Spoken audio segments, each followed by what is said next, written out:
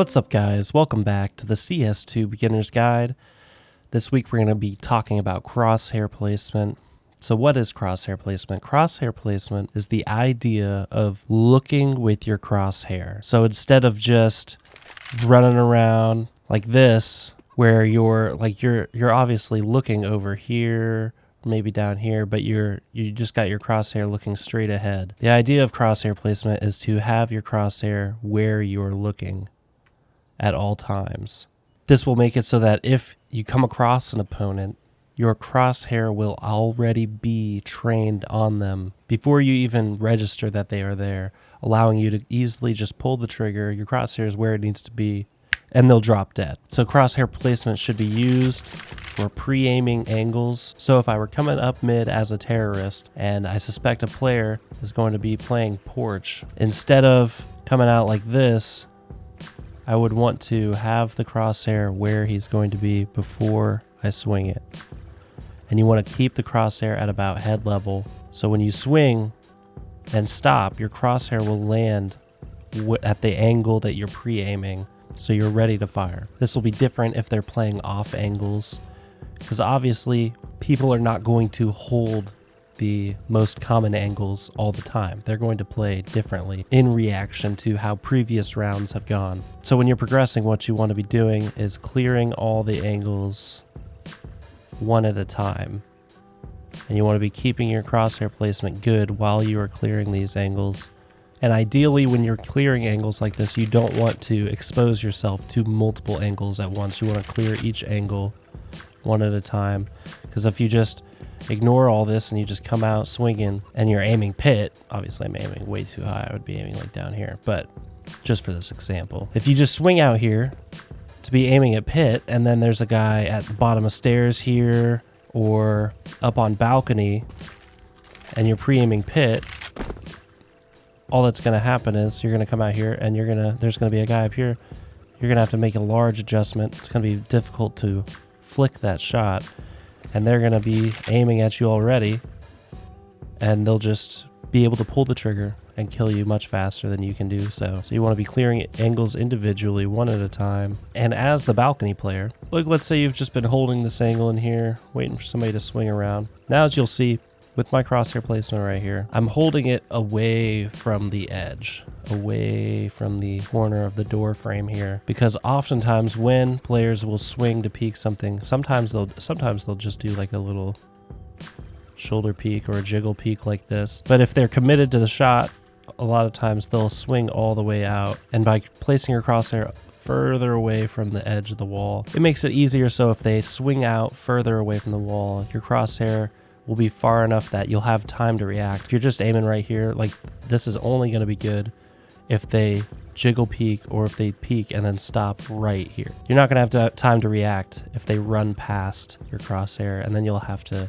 adjust your crosshair. So if you just set it a little further away from the wall, it gives you more time to react. And like let's say nobody's coming up here, but you hear players coming up lane. Depending on the knowledge that you have of enemy positions, you would want to clear arch, make sure there's nobody there, and then you would want to come out and you would want to pre-aim right in this area, so your crosshair is placed down there. Obviously they could come out anywhere along this section, just come running out, so their head could be up here or it could be down here, it just depends. So you would just kind of pre-aim it in the middle.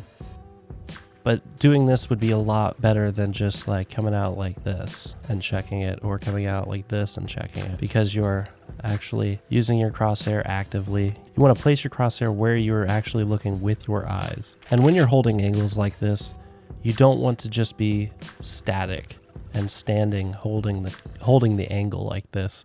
You want to maintain some kind of movement, some kind of variety, to where like you are not just standing still when they come around. Because if you're just standing here, they're gonna pre-aim just like I'm telling you to do. They'll be pre-aiming, and depending on how good they are, peekers in this game have an advantage when it comes to reaction time. So they're gonna be able to see and shoot you before you can react to them coming around the wall. So you don't want to just be standing. You kind of want to be doing a jiggle peek occasionally.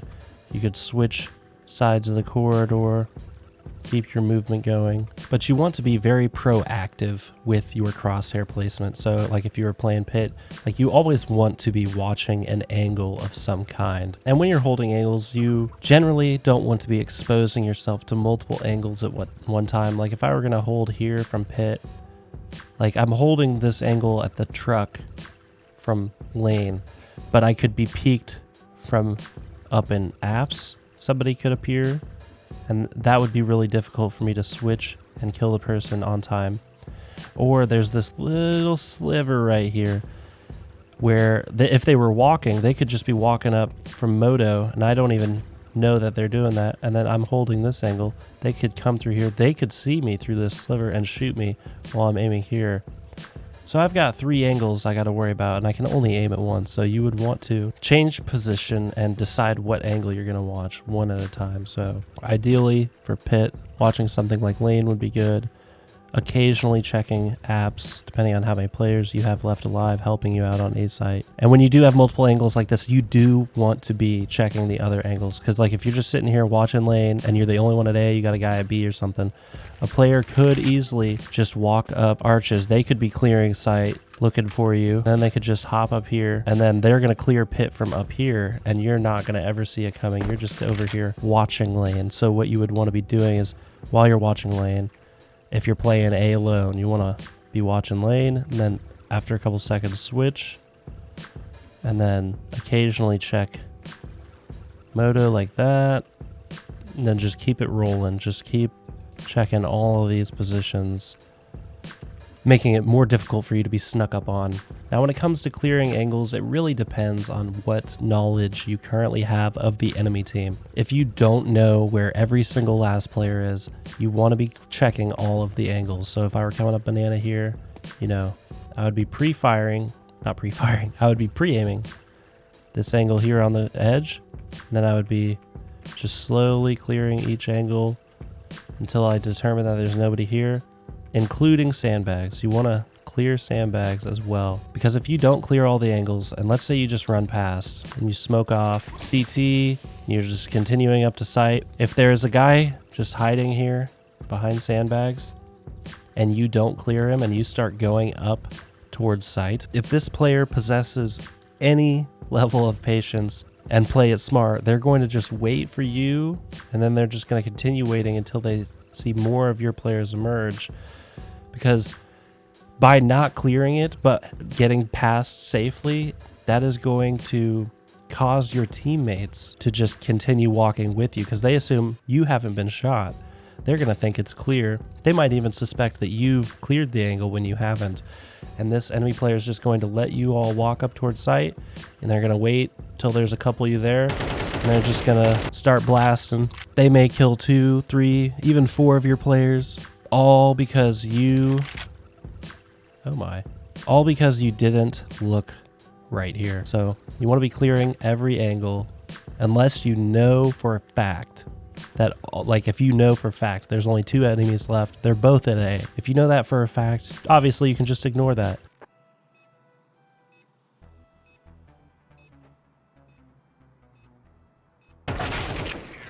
But otherwise, you want to be clearing everything. And this goes even more so for sight.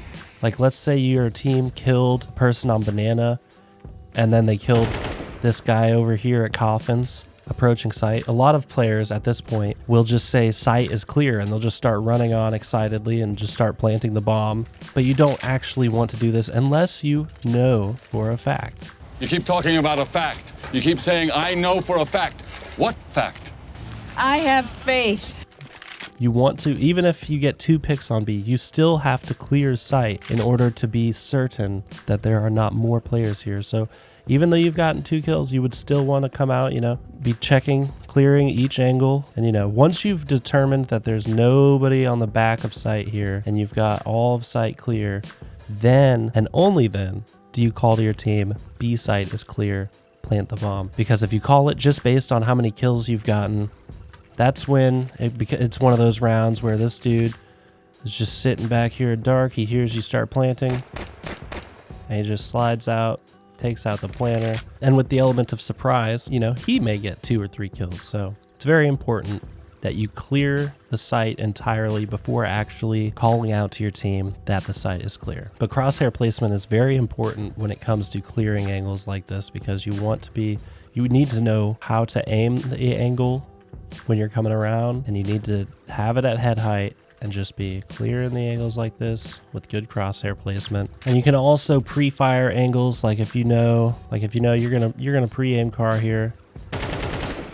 If you wanted to, you could pre-fire, so you've determined that you're going to fire before you actually peek and know somebody's there, because obviously when you're peeking, it takes some time for you to register that there is somebody there and then fire.